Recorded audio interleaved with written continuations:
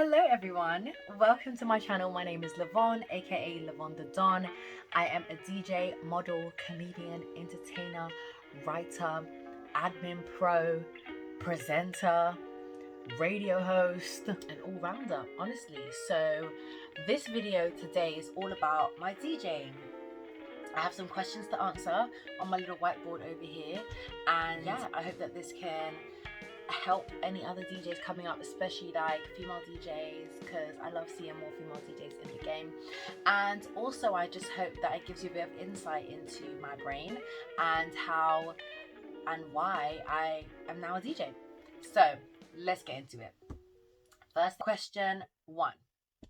When did I start DJing? I started DJing last year in April, so April 2022.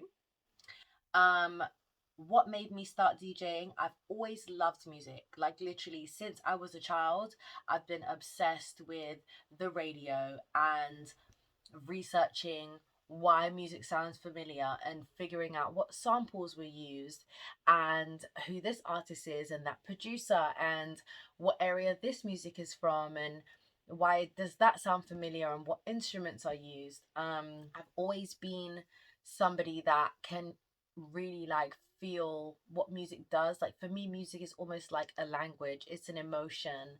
It's a way of portraying your story to other people, and I've always been able to just like really feel the emotion and the excitement that music creates in life. And yeah, I've been a massive fan of concerts and live music since the first time I went. DJing is just an extension of that. Like for me to do something that's a way of playing with like one of my greatest loves is great. And also I've always been that person in the club that hears exactly what song's coming up next. And I've also been the person in the club that's like, that I wouldn't have mixed those things together. That was not cute. Or that was amazing. Wow, I wish I could do that.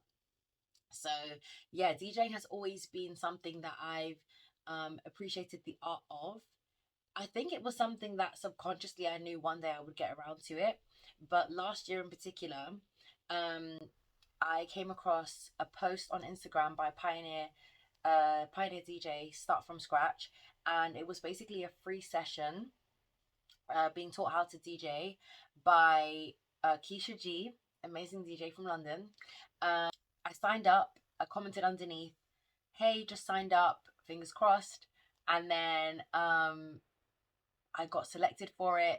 The class I got selected for was a scratch class, which wasn't my preference, but I was like, I'm excited to be here. Like anything you can teach me, I'm gonna learn.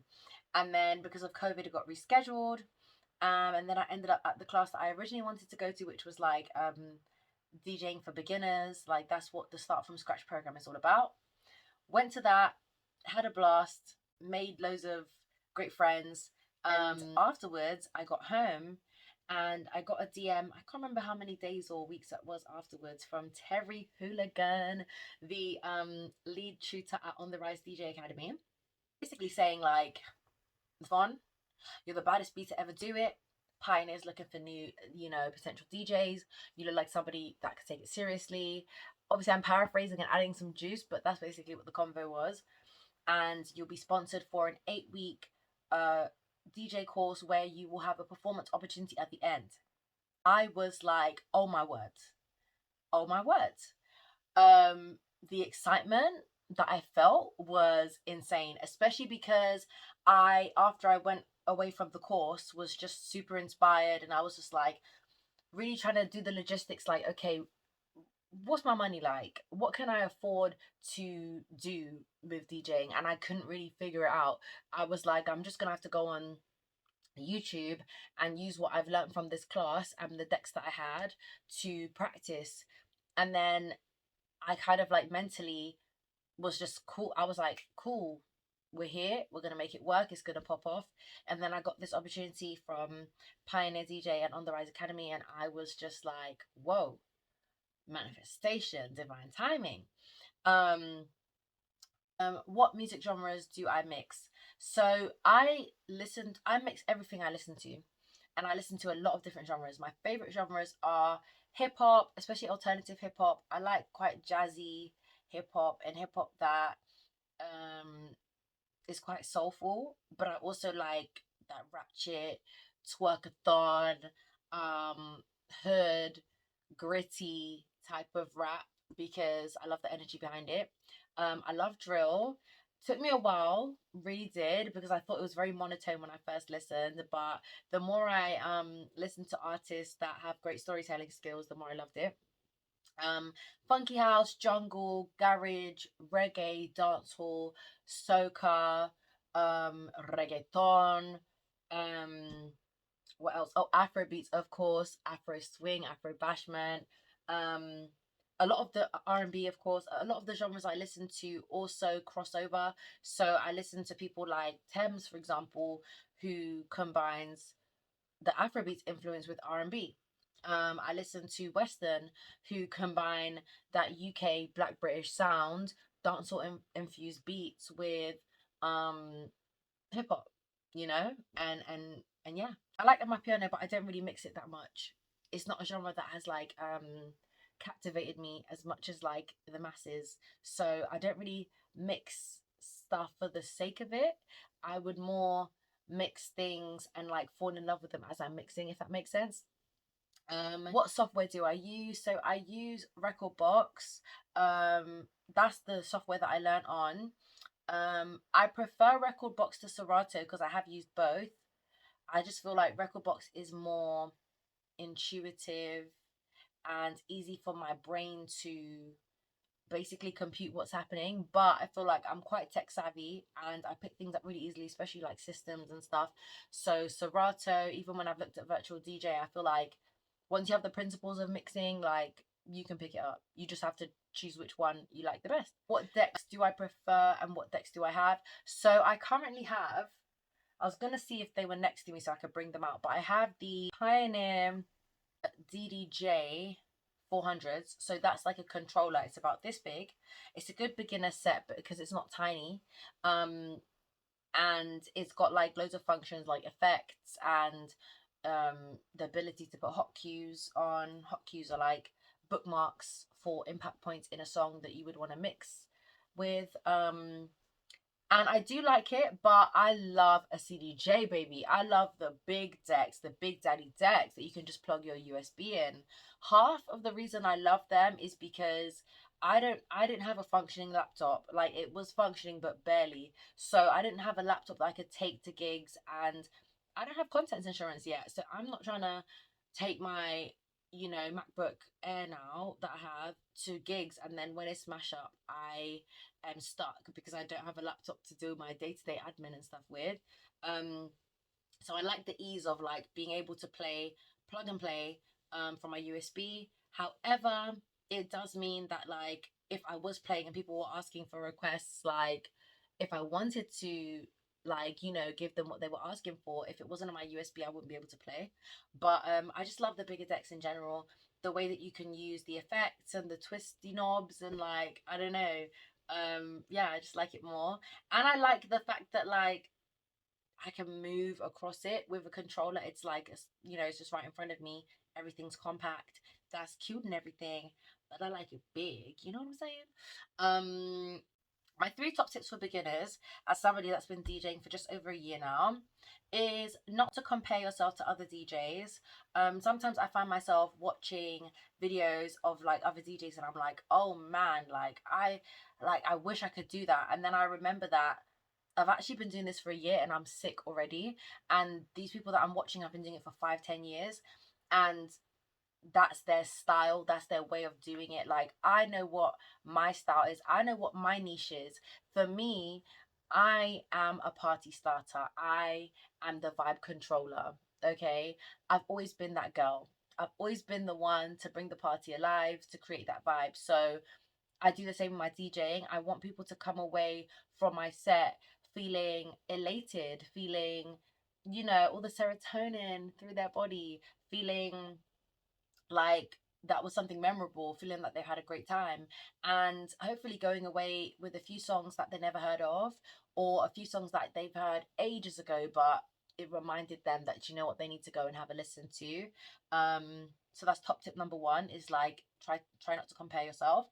Top tip number two is to be realistic about the time that you can fit into, that you can be realistic about the time that you can dedicate to DJing and be at peace with it.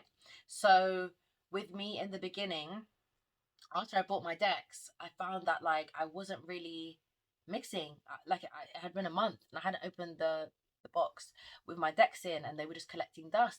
And I remember feeling so bad about it, like, oh my gosh, why did I buy these if I'm not gonna mix?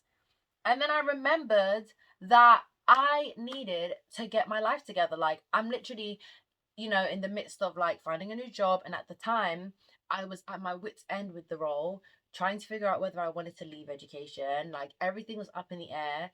Um and I just was not in a headspace to mix. And for me, if something feels like a chore, I'm not going to do it. Like, obviously within reason, but if it's a project or a passion of mine, I don't want it to feel like a task that I'm dreading. I want it to be fun because it is, and I love it. Um, so yeah, be realistic about the time you can dedicate, and just be honest with yourself, and like just breathe. Like take time. Everything happens in divine timing anyway. Of course it's good to have goals, but like don't put so much pressure on yourself to um have 4 hours that you're doing every day. Da, da, da, da. Like do what you can, basically. Do what you can. And top tip number three is be audacious, baby. Be brave. um One thing that has helped me to be braver in my DJing is the fact that I have two radio shows. So with radio, I feel like because it's not a live audience in front of you that you're reading the energy off of, you have more like creative freedom to, have fun and like let the songs really play out and try special effects that you may not have tried before. You don't want to risk trying for the first time in a club or a live gig.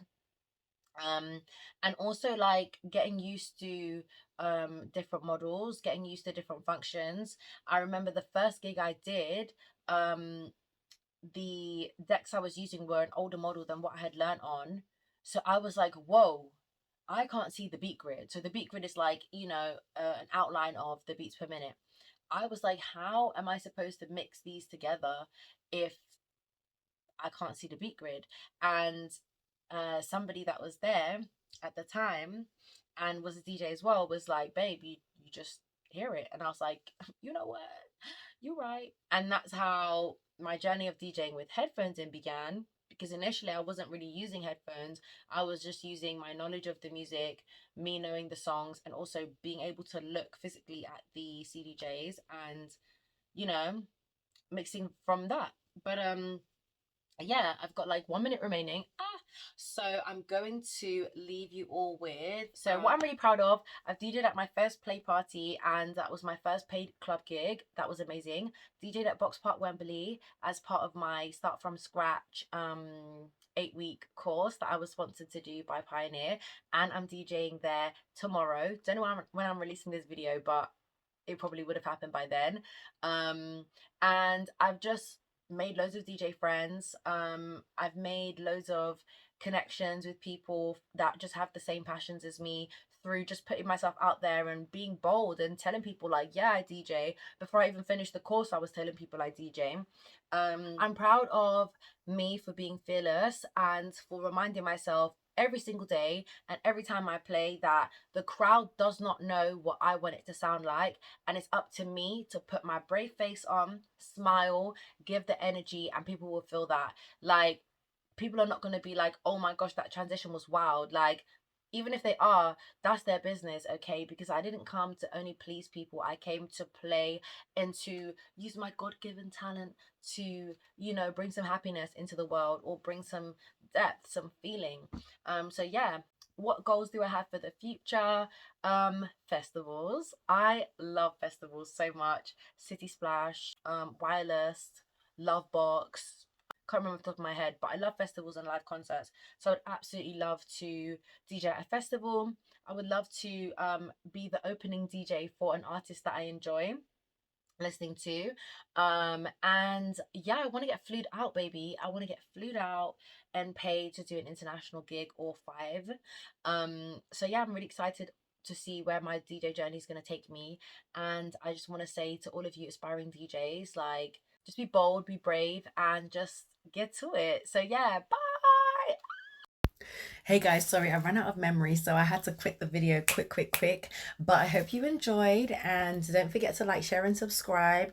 I will also be putting some information in the description box about where you can listen to my mixes, how you can find which gig I'm going to be at next, and stuff like that. Sign up to my newsletter. I won't be spamming you, but I will be keeping everyone up to date with what's going on. Stay blessed, stay beautiful, stay bold, stay authentic, and I will see you in the next video.